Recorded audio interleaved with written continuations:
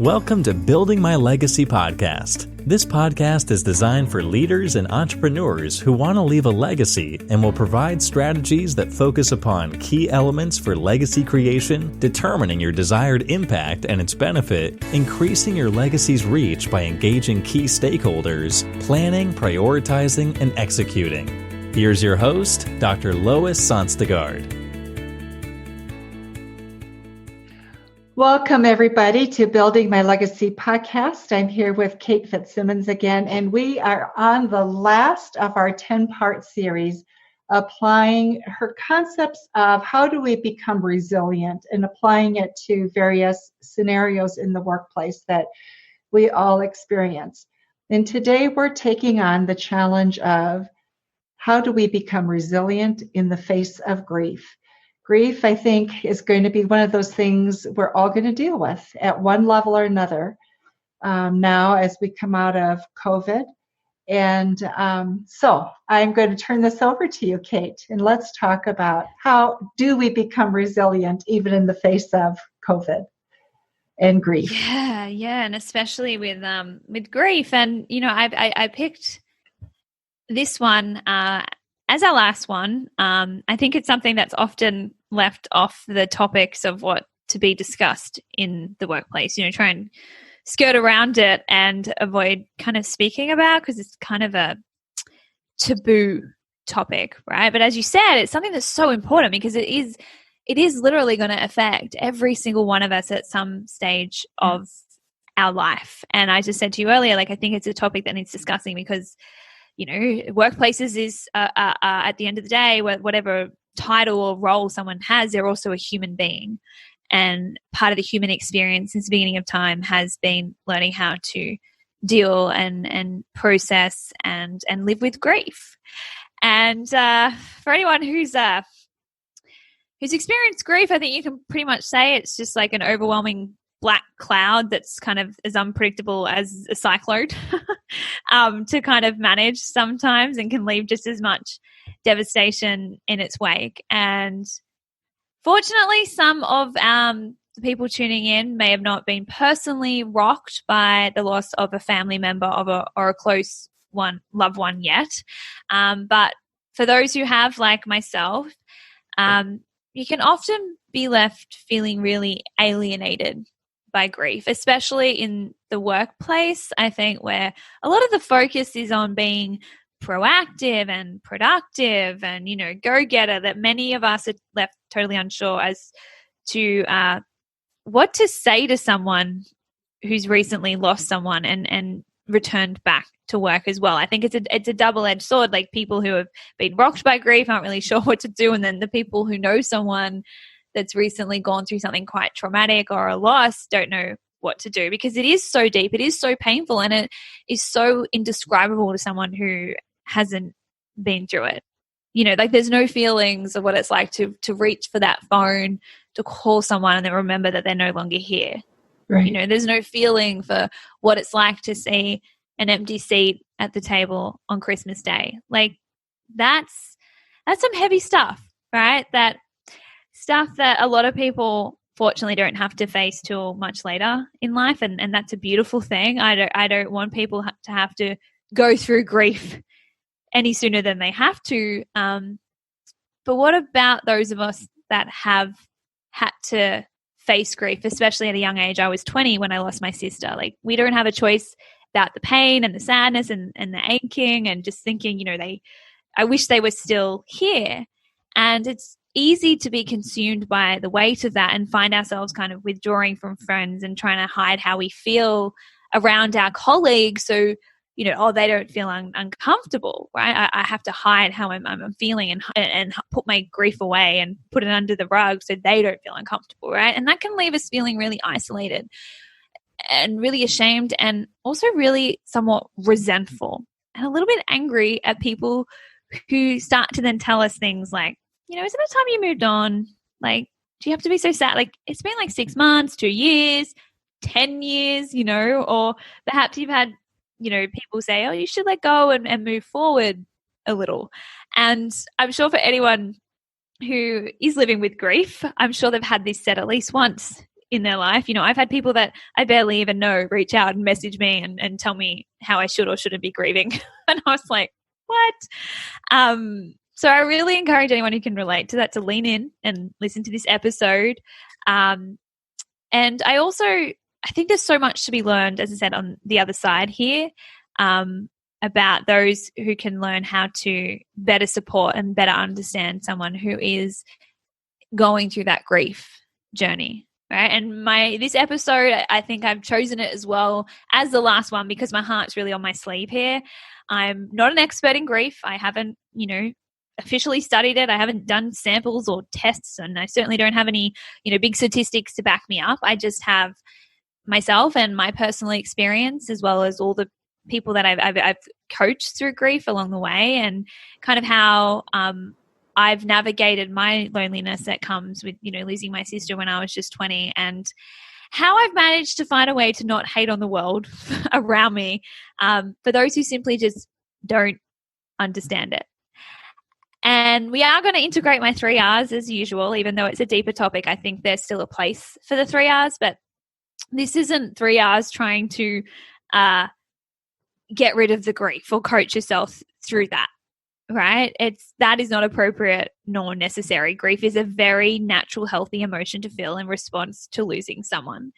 But what I do want to use my 3 R's to work through are the feelings that we tend to pile on top of our grief, which only compounds it and makes it even more intense and unbearable and all-consuming.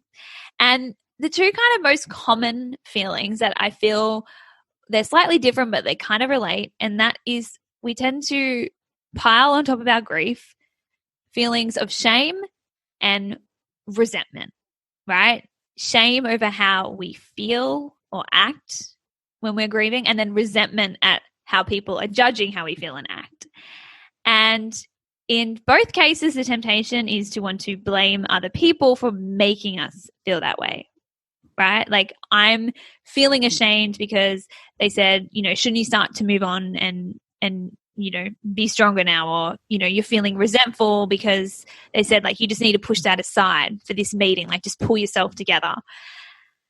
But again, as a coach, my number one mission is to always put you back in a place of power and out of victimhood. So we want to use that first R of recognizing that the true cause of any shame or anger that you feel in that moment when someone says something is coming from your own thoughts and the meaning that you attach to their words and what they've said, right? That's the most important step to building resilience over your emotions, even if it's the emotion of grief or whatever, is taking back ownership, because that is when you get the power back to change it.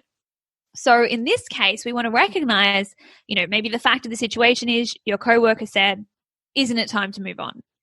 And those words within itself are completely neutral. Now, I understand a lot of people might be like, a bit like, what? Like, how can you say that? How can you say that, telling someone to move on is neutral? Like, that's so insensitive. And a lot of people might agree with you on that. But guys, giving their words power over you does not serve you at all. And it's not the words themselves jumping into our bodies and causing us to feel anything. Right. We know this because what's interesting is those exact words can make one person who's grieving feel angry while another person who's grieving feel ashamed, right? And that's because those words are neutral and don't cause us to feel anything until we interpret them in our minds and have thoughts. And we want to recognize what those thoughts are, which in this kind of situation, often along the lines of things like when someone says you should be over it, I've found 2 kind of streams. We either go down the path of, oh my goodness, you're right, I shouldn't be crying so much still. I'm not strong enough. There's something wrong with me. I can't grieve. Like, that kind of shame comes from that idea of there's something wrong. I'm doing this wrong, right? Mm-hmm. And then the other group of thoughts kind of revolve around, how dare they say that? That's so ignorant. They have no idea what they're going through, and kind of makes us feel angry and defensive and resentful. Because I found we either make their words mean something wrong with me or they're saying something wrong, right? And there's something wrong with them. We kind of want to lash out and attack back at them. So we want to recognize at the end of the day, though, any of that shame or anger isn't being caused by what they're saying, but the way we're interpreting their words and what we make them mean.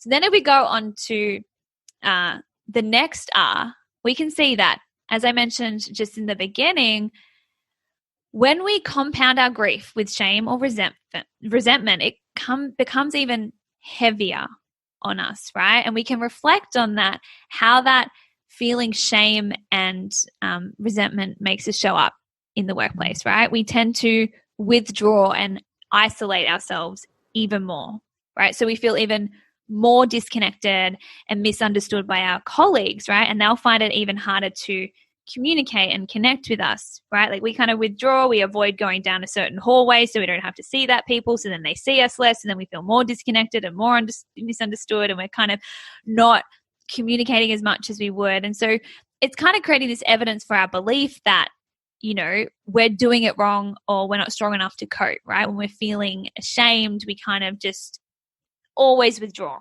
away.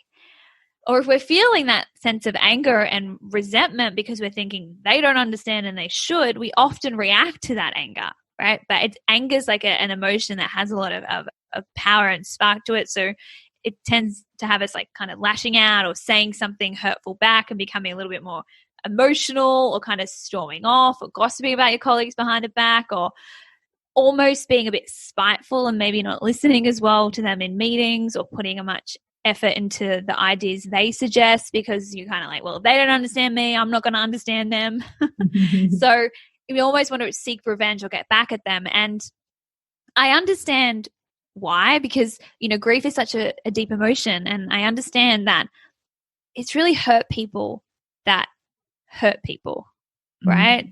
And especially they don't understand the true cause of why they're hurting. If you feel like that hurt, you just want to lash out and hurt someone back. But again, if we can reflect upon the typical ways of how we then show up at work when we're feeling resentful because we think no one understands what I'm going through, you can see that you kind of begin to even act in more understandable ways, right? You kind of act that a little bit more out of control and defensive. And again, that you lose that ability to connect with people so they could understand you better, and begin to feel less isolated or ostracized. You almost act in ways that kind of perpetuates that reality.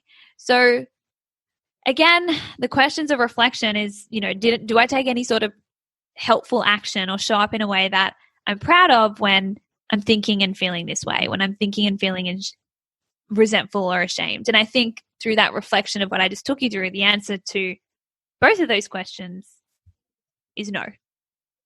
So before I get to the third and final R, Lois, I've done a lot of speaking in the beginning there, so I'm interested to hear your thoughts on things so far. You know, one of the things that struck me as you were talking, Kate, is how so much of the work of healing becomes the work of the person going through this.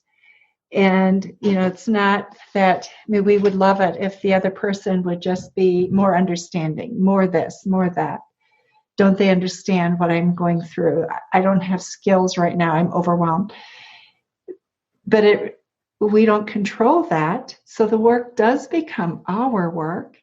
Mm-hmm. And I think sometimes that's that sense of frustration or isolation is even more intense because we realize it is my work and my work to do alone.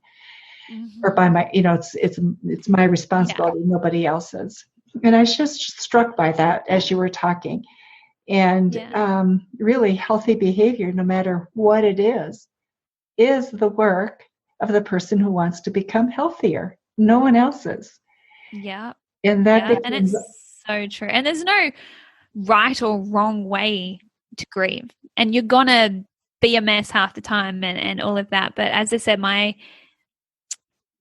greatest goal as a coach is to always put you back in that place of empowerment and self-compassion and understanding and compassion for other people. And so that's what I want to talk you through in these redirects of what I've found has helped me and clients that I've coached and people that have gone through personal tragedies as well. Because if there was an upside to you sitting there going, they don't understand and feeling ashamed about that or whatever, then I'd let you keep it. But there's just no upside when we reflect upon it. So now I want to give you some other optional ways that you can think about and what you can redirect your mind to. And again, you don't have to take these up, but I feel like they might help. And I'm going to first speak initially to the people who have lost someone and are in grief, and then at the end just give a couple of ideas for those who have someone come back into the workplace who's gone through something pretty traumatic, which, as we were also talking about earlier, Lois, again with the people on the front line at the moment, and the hospitals and the nurses and the doctors and everything like that, that's going to be a big, shift as well. So this topic is really, I think, more important than it ever has been worldwide. So what I'm going to start with in terms of redirecting our minds when we're feeling shame over someone judging us for how we're grieving or how long we're grieving for and all of that is when someone says to me, like I literally had someone message me and say, it's been so long and I feel like I had a vision with your sister and she told you to just move on. And I was like, I don't even know what that means, but I just remember, like, I want everyone out there to remember, we don't grieve because we lost someone, but because we love someone. So there's no end date with grief. You will grieve for the rest of your life because I'm guessing you're going to love that person for the rest of your life, right? So it was 8 years ago this year that my sister was killed. But when I feel that grief, like I still have moments and days and I just have my big cry and everything like that. I'm grateful for it because I'm like, oh, how beautiful that I haven't seen her in over nearly 8 years now. But my love for her is still so deep, is still so present in my heart. I still yearn for her presence. Like, how beautiful that in this lifetime I got to connect with another human being that I miss 8 years later. And I'm so grateful that although the driver who killed her could take her life, he could not take my love that I have for her life and who she was in this world. So I really want to remind people that if you have someone say, you should be this, you should be over it, you should move on, you should move forward. First, just remember there's no shoulds with this at all. And in fact, you're never going to get to the place where grief's tied up in a nice little bow and you can put it on the shelf and be done with it. It's going to forever be woven into the fabric of your life, and allow space for that, right? Because I realized that the only way I could get away from my grief is to give up my love for my sister, and I'm not in on that. And I'm sure you could think of that person you're missing. You're like, no, I want the opportunity to still love them. Well, that means you've got forever going to grieve them, right? And I'm also reminding myself that as painful as grief is, as much as it rips at your chest and, steals your breath away and you just can't function for, those 10 minutes, those 10 hours, however long it is, I always remind myself, like, I want to feel that pain because I want to have those thoughts, right? Like, if someone was like, I could take away your pain by taking away all your thoughts, like, I wouldn't want that. I actually want to be sad for a little bit on my birthday when, it's something I always share with my sister and I don't get to anymore and I'm thinking I wish she was here. I want to have those thoughts, so I'm all in on the sadness and on the grief. So just remember, like, you actually don't want to let that go. And I think I'm just reminding it's a choice, like, that I'm making to choose to feel this. Again, it makes me feel that little bit less ashamed and victimized by that. I think I always love to remember that it's a natural part of our humanity. Like, humans have been grieving humans since the beginning of time, and our human mind, our human body, and our soul knows exactly how to process this pain, just like it knows how to process and digest food if we allow space for it. Because grief is what I call, like, clean pain. And by that, I mean it's a pain that is actually cleansing to our soul and to our psyche as we process through some pretty traumatic experiences. Like, it's all a part of the healing process. And so that's why I think if you have someone say something about should or try and dictate and timeline your grief, just remind yourself, no, I'm not weak. I should not be over this. There's no getting over this, because mourning is a healthy part of the human experience with no expiry date because it comes from love, and love is forever. So I hope that helps anyone out there that is feeling like they need to get to the part where they're over this and they're not having random bursts of tears or anything like that, because I'm 8 years into it and that's still me sometimes. And I'm not sure about you, Lois. Do you have someone close to you that has given you this grief journey? Or Yes, I think as you get older, you do. I've lost some very precious people, and I think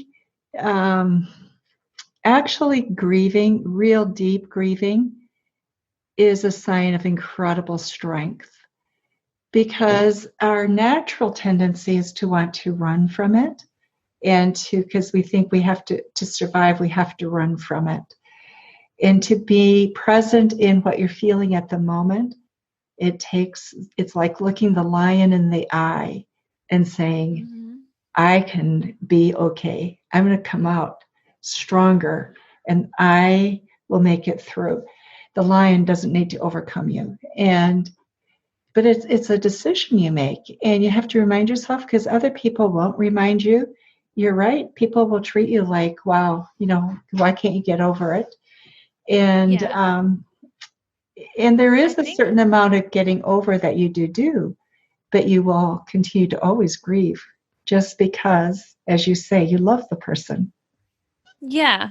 And I think, well, two things to speak to that. Like I found after losing Nicole those first few months, and they say like when the brain goes through something really traumatic, like really outside its world of beliefs and psyche and everything, it sits in like the front. I don't know the technical side, but it basically is a very present front of your brain, while your brain's like, where do we put this? How do we process this? So it is going to be basically all you can think about and focus on for, a good 3 to 6 months as your brain like slowly finds it.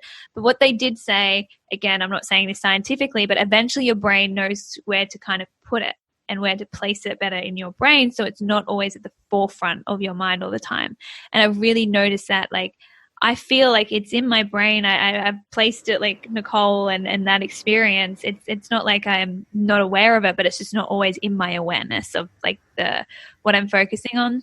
But then there'll be the littlest things that can just trigger that, right? I'm sure like, a song and like it's random what you'll find that then brings it back into my awareness. And rather than pushing it away or freaking out, what I remind, just like you said, it is one of the bravest things we'll ever do. But if people go back and listen to How to Process Emotion episode, grief, as extreme, as uncomfortable as it is, it's still just an emotion.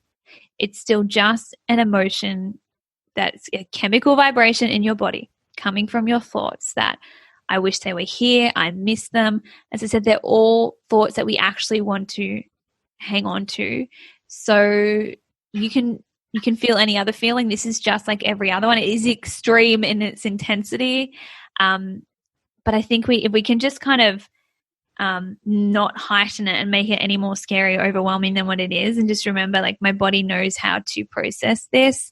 I think that kind of helps take away that resistance to it and opens this back up that little bit. And I hope that, just by reminding everyone, if you are at the beginning of the grief journey, it's not, like you said, it's not always that intense, but I also want people to be aware that it's still always going to be, a part of your life and something that you need to allow space for.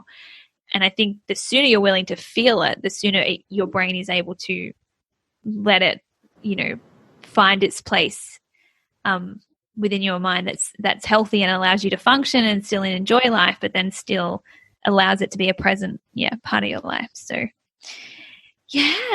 all right, well, now I just want to deal with the resentment, because I think this is the one that most of people that I've coached on grief feel the most. I think some people understand that grief comes with no expiry date and we all grieve differently, but what about those people who kind of say those things that we've said, like, you should just get over it. And then our default response is to then turn to someone and be like, I can't believe they said that. They just don't understand. Right. Because what often comes silently on the end of that sentence is, and they should, right? Like that, we're kind of coming with that expectation. We don't always say that they don't understand and they should, but it's kind of silently said at the back of our mind, right? Because resentment, frustration comes from when we think things should be different than what they are.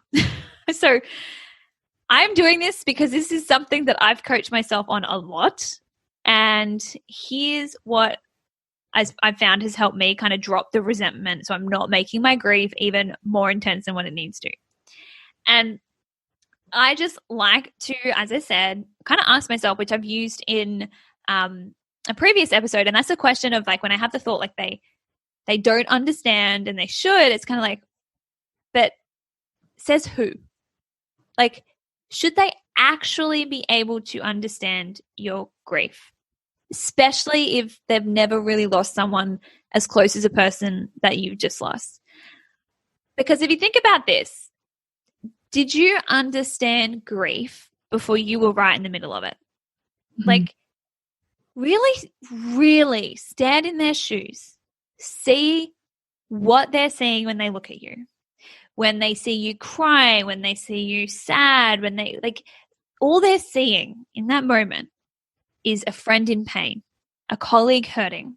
You know, even if you're not super close with them in the workplace, like I'm sure they see you sad, they just want to see you smile and be happy again. So think about this. Just open your mind to the possibility that they're often not saying get over it from a place of malice, but from their own insecurity of not really knowing how to handle grief and being afraid, right?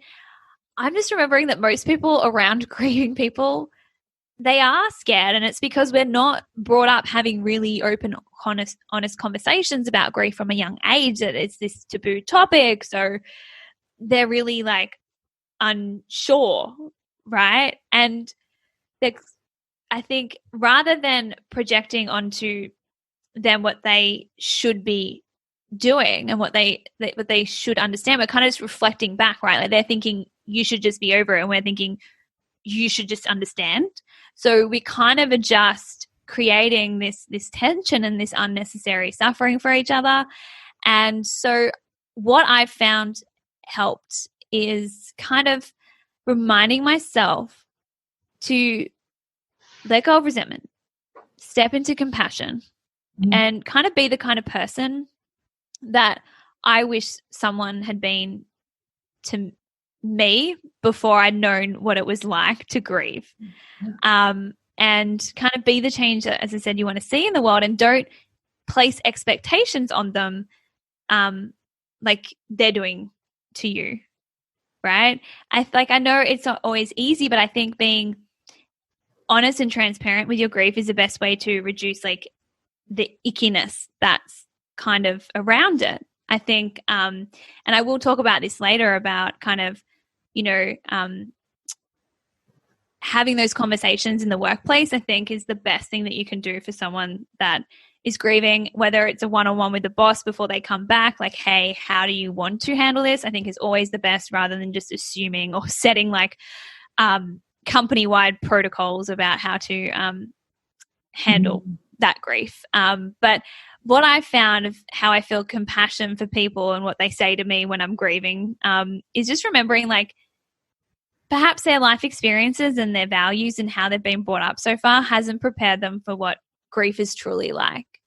Like, I feel like it's trying to explain to someone the feeling of flying before someone's really been on an airplane before. Like, you can do your best to explain it, but it's not until that person really feels the airplane lift off the ground and you experience flying and landing that you truly get it, right? Like, flying is so different from anything that you can experience while both your feet are still on the ground.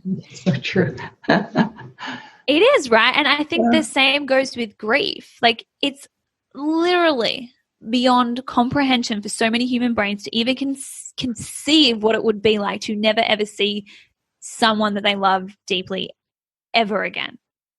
Right? So, you know, humans, we actually also, along with our ants, we have like this optimism bias, which kind of underestimates the likelihood of bad things like tragedies happening to us, which is a good thing, or we'd never leave the home and we'd forever be balls curled up inside, although that's kind of where we're at the moment. But, I think that optimism bias, like it won't really happen to me and I can't even comprehend that. It also slightly holds us back to being able to truly empathize with what grief is like until we actually go through it, because that pain is just so inconceivable. Like, it's almost like I've never broken my collarbone before. I've heard that's incredibly painful. Or I've never had a child before. I've heard childbirth painful, but like I can't really comprehend that pain. Right? I can do my best, but I bet it's even worse for many than I can comprehend. And I know I felt the same way before I lost my sister. Like, I couldn't comprehend the depth of pain of losing someone. So I know I've for sure been that person that's probably said some pretty dumb or insensitive things to people who'd lost someone, and not out of spite, but just out of ignorance. And it's ignorance that I believe I was justified in having. Like, just like those people who are saying you should probably move on, like if they haven't lost someone and they're saying that, they're actually entitled to be ignorant of how insensitive that is, because they're likely doing it not from a place of trying to hurt you, but trying to help you through that hurt, right? Because if you think about it from their point of view, saying that in a way sounds caring and nice, right? Like, oh, come on, just pick yourself up. Like, we can do this. Let's move on. You can be positive now. Like, I bet if you actually took the time to ask from a curious and not judgmental place of, hey, like, why do you think I should have moved on by now? Like, why do you say that? Where's that coming from? I'm sure if you could feel what's in their heart and from their perspective and in their shoes, deep down it is probably coming from love for you and just wanting to see you happy and move past what they think is causing your pain, which they think, of course, is the event of losing that person. But as I've said, the grief doesn't come from losing them, but from loving them, and that love is always going to be with you. So as I said, that's the clean pain that we want to keep. But I feel like we just need to actually have more compassion for the people out there in the world who haven't yet experienced grief. We're not properly educated on it. It's a taboo topic. It's something that people aren't really taught how to handle and what to say. So just, kind of believe that people are doing like the best that they can. It's so important. And people say, oh, I don't want to do that. Like, it lets them off the hook. You should say, people should just say what they want and walk all over us. And it's not what I'm saying at all, but what the reality is, people are going to say what they say regardless, and we can't control that. All we control is how we interpret what they're saying, and there's no upside in interpreting people's words from a judgmental and critical place, because that doesn't punish them. It only punishes you. And you're already being punished enough by the world having to feel grief. Let's not smother it with resentment and frustration so you're feeling even more negative and spiraling yourself into a more depressive, overwhelmed state, right? Like, it's not helpful for you. There's simply no upside to judging someone for how they're judging our grief, because what feels so much better is compassion, understanding, and acceptance. That is what lets you off the hook of having to feel so much shame and frustration, right? Like, I remind myself, I cannot hate on someone for not understanding grief simply because they haven't gone through it. In fact, that's a wonderful thing that they haven't had to go through this. Like, who wants to wish this pain upon anyone? So if you are willing to accept that some of your friends, some of your family, some of your colleagues will not understand your grief and will tell you to get over it and will tell you to move on sometimes, if you can accept that that's okay, that's them doing their best, that lets you off the hook and what sets you free, right? Like, so I found that's so, so powerful. Not shaming them back for not understanding you, because it doesn't make sense for someone who hasn't lost someone to truly understand the experience of grief. And I think that we need to accept that I've just found such freedom in letting people say whatever they kind of think, because I know I had no idea what to say around grief beforehand, and I now respond in ways that I hope people could have extended to me back then, and that is just to understand that I don't understand, and that's okay. So what's your thoughts on that, Lois? I love the word compassion because you know what, that's what we want. We want them to be compassionate with us when we're experiencing grief, but then to be compassionate back when they don't understand the grief. It's a two-way street. When we offer one, we tend to get back also compassion. Mm-hmm. At least we have more likelihood of being able to get that. And it doesn't matter. The reality is you do it just simply because it allows you to be yourself and to heal. Yeah, and that's what I said. It's just like you're already in enough pain. Let's not compound the pain. And because if you're thinking they don't understand me, you shut down on them then, and that disconnection continues in the workplace and you're only left feeling worse and more isolated. And if you're kind of snappy with them and like, you shouldn't say that to me, of course they're going to feel terrified to then say anything to you, because I feel like people are like in their own heads, like, what should I say? What shouldn't I say? And it's like such a common kind of thing to want to say something. Like you don't like, so this is where I want to go now to just finishing up with some tips that I've want to kind of put out there as suggestions in the workplace. If you've got a team, especially like some teams are really close knit and they can almost feel like, you know, your family, you do everything together, you work hard together, all of that stuff. You've got like the great rapport, and then all of a sudden the workplace is turned upside down with a personal tragedy. And, you know, I know bereavement leave and all of that is a beautiful thing to allow people space, but eventually they're back in the workplace and it's like, oh my goodness. I remember with my friends, like I felt like they thought like I'd grown like a second head or become an alien. Like I didn't hear from so many of them. And that of course only makes us feel more isolated. You know, you can tell when someone's like avoiding you, especially after the grief. And I think more than anything, like, yes, grief had changed me in a profound way and I was not the same person I was before I lost my sister, but I was still a human being. I still had many parts of my personality. I still wanted someone to sit there and talk to and laugh with. And like, so I think that's so important. Like I want to remind people it doesn't change that they're a human, and yeah, they still might have howling fits and need to cry and process or run out of the room and need to go and be alone. Don't totally give up on that person and think that you don't have anything in common with them anymore or anything to talk about with them anymore. That was the first thing I really struggled with. I just felt like my friends, it was just so far from what they could comprehend. They just didn't even want to talk to me. And that's why I'm so passionate about just having these really honest conversations so we can begin to change that for people out there. But I was just telling you, Lois, earlier, like I think firstly, always address the elephant in the room. And I think it just takes a sentence of I'm so sorry for your loss. And I think that is just a compassionate thing that we can do for the people grieving, because I feel like I know I used to not want to bring it up because it was like, oh, I don't want to remind them of their loss. But they're very aware of their loss. They lost someone that they care about. It's not like they're going to forget. And then it's like, oh my goodness, you just reminded me. I'd forgotten that it happened. Like, I think because if it's lost someone that they lost so close to them, it's an honorable thing just to take a moment to acknowledge that and give that a moment that it deserves. But of course, I think what's best would be to have a one-on-one conversation with someone higher up in the company with that person and just saying, hey, how can we best support you through? What do you specifically want or need? Are you comfortable with people coming up and talking to you about it? Would you prefer that they didn't? I think it's going to need to be, those open conversations, and always ask the person. Don't just assume that you know what you think that they would need to get through grief. So do you have anything to add to that?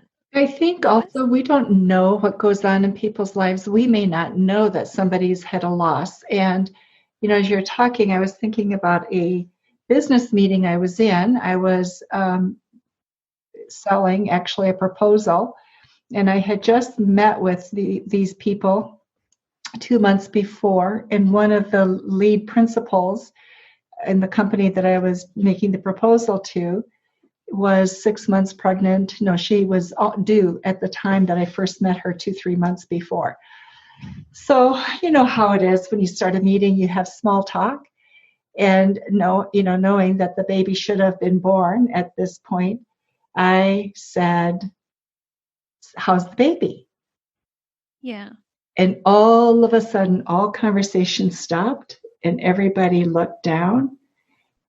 And I said, "I'm so sorry, what happened?" And she had lost the baby. So we then talked a little bit about it and then went into the meeting. But all I'm saying is we don't know everything about the events that goes on in people's lives. Mm-hmm. And we will say things not intending to be hurtful. Actually, that was an act of I was trying to be kind because I knew what was going on. Yeah. There had been such excitement about this young life that was being expected.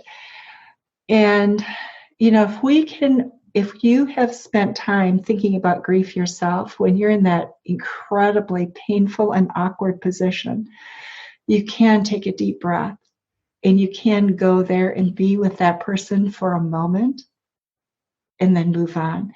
The most painful thing you can do is to ignore it, patch it up, make an awkward apology, and pretend then that the space is fine, because it isn't. And the reality is, awkward as it may be, all the person wants to know is that you really cared and that you continue to care, and that it's a human being to human being connection that we all want. And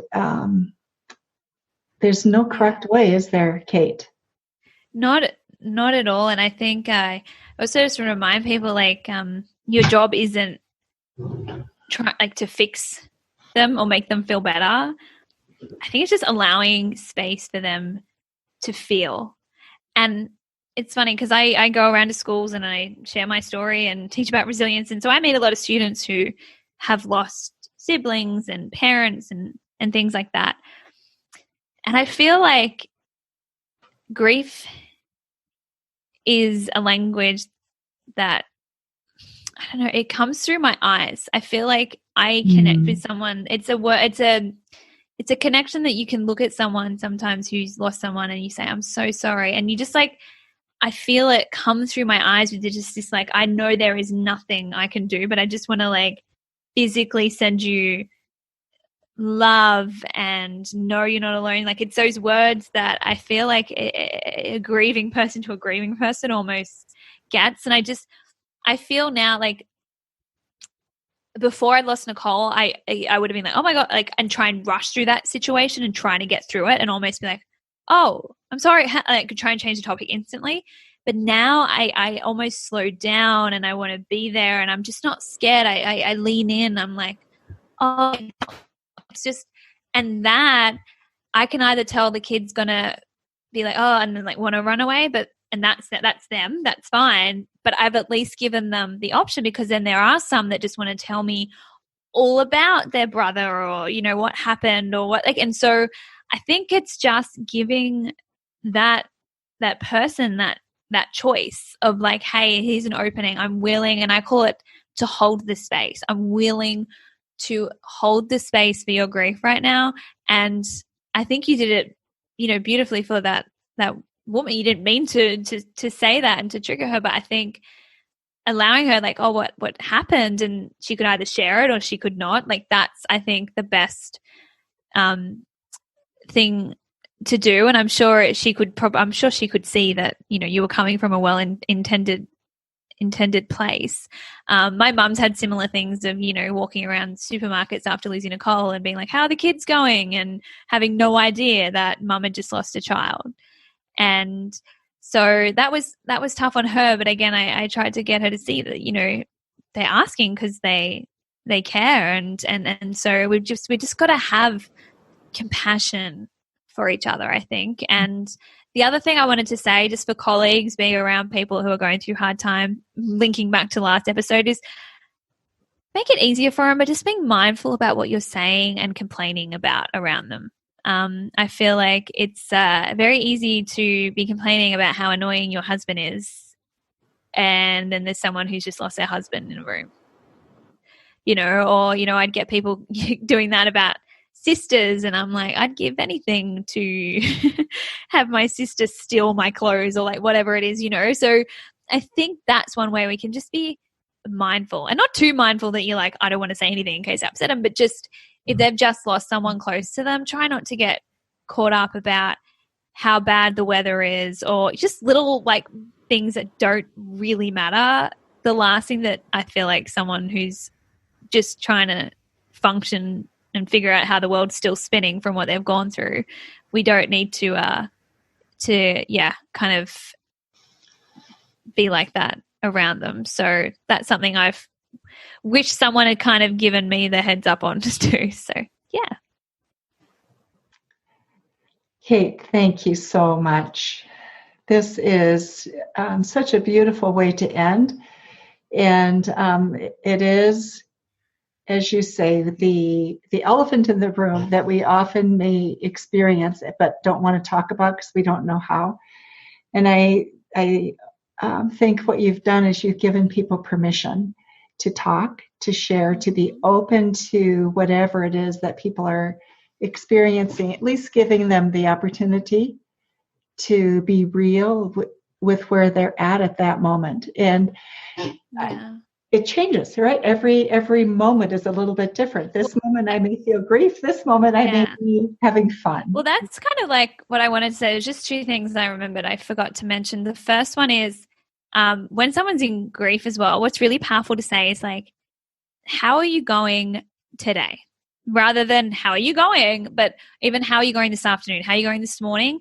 Kind of pocketing time and just saying like, because it does change so often and it can kind of be hard to like, well, how am I going like in my life? Or it's just a mess. But if it's like, how are you going this hour? It's like, you know what? I managed to get through the last hour and finish off that report and got a coffee. Like you can kind of like, they can narrow in and be like, yeah, today, like this morning's been pretty good. I don't know how this afternoon will be, but I'm functioning this morning. Like it kind of shows that you acknowledge that it is a roller coaster, but how are you doing right now is just a great one, I think, to show that you are caring for them in that moment and not just asking like a throwaway question of how are you going? It's like, oh, my life's great. Like I'm just, lost my heart. Like, but I think of it like it just shows more compassion to really ask in that moment of that hour, even just like how you're going this morning is acknowledging that, yeah, it's a roller coaster, but you're here for them.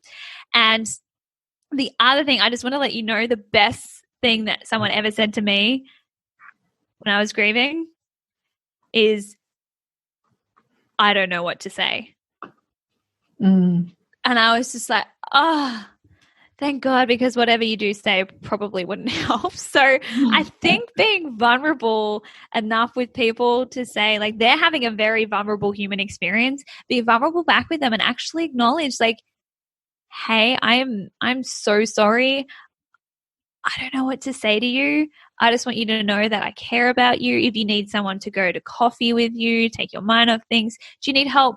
Do you need help cooking? Like, is there something, could I bring something in? It's like just thinking about, not trying to pretty it up and saying sentimental things like, oh, they're in a better place and all of that, but just actually saying like, does that help? What doesn't help? Like but I think the best thing you can actually acknowledge is, yeah, I'm not sure what to say, but I'm willing to take your guide on this. Can you let me know? And I always think just sending a text or leaving a nice message or just always asking, even if that person says no to coffee every single day for a month, not just assuming then, they don't want to go, but always just checking in and asking and letting them know that even if they're not responding in that moment because they're still kind of caught up in their own thoughts and emotions. I think for me, even just receiving a text message, I'm thinking of you. Is there anything I can do? Even if I wouldn't reply or it wasn't anything, like it still was a sign that they cared, and that can keep a human being going more than you know. So I think that's just important as well. Thank you so much, Kate. These have been 10 wonderful sessions with you. Just wonderful. Oh, I've loved it. Thank you so much.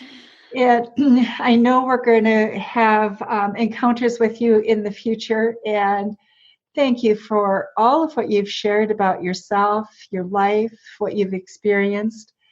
And if any of you would like to get in contact with Kate, simply email me and we'll make sure that you are gotten in contact with her.